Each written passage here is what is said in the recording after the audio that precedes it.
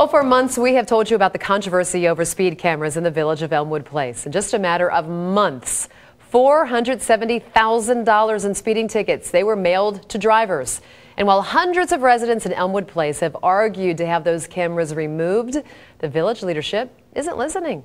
Tonight, Ben's investigating the idea behind policing for profit in tonight's reality check.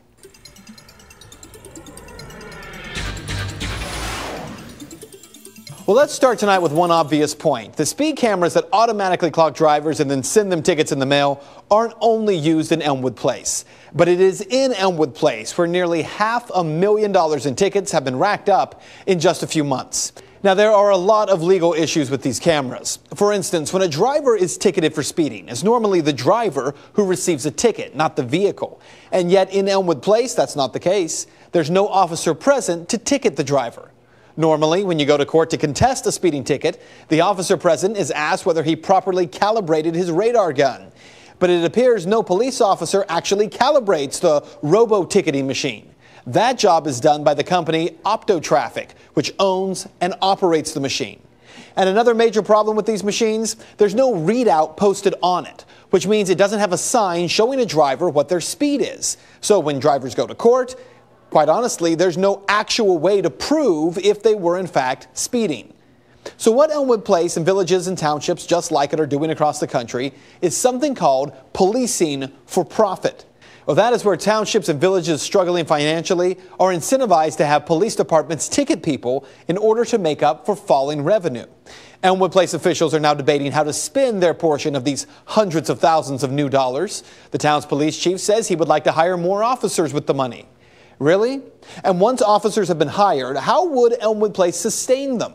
Would they be incentivized then to keep ticketing drivers in order to make sure that the new source of revenue doesn't go anywhere? Well, to be fair, the mayor and the police chief say this isn't about revenue, it's about public safety.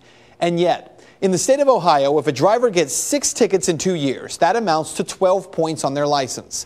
12 points and you lose your license.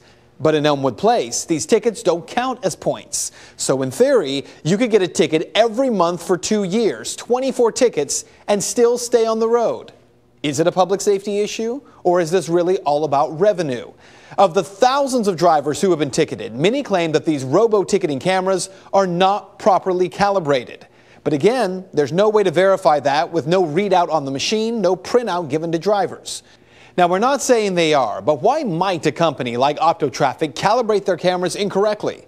Because the company gets 40% of the $470,000 in fines.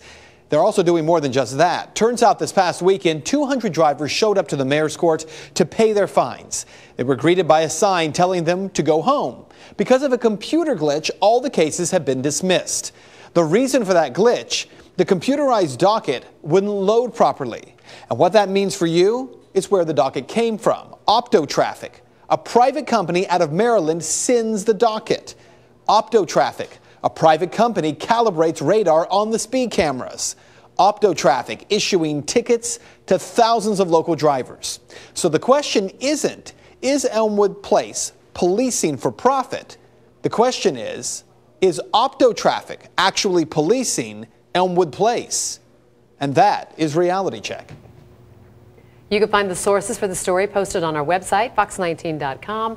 Make your voice heard on the story by simply heading over to Ben's Facebook page. Find it by searching Ben Swann.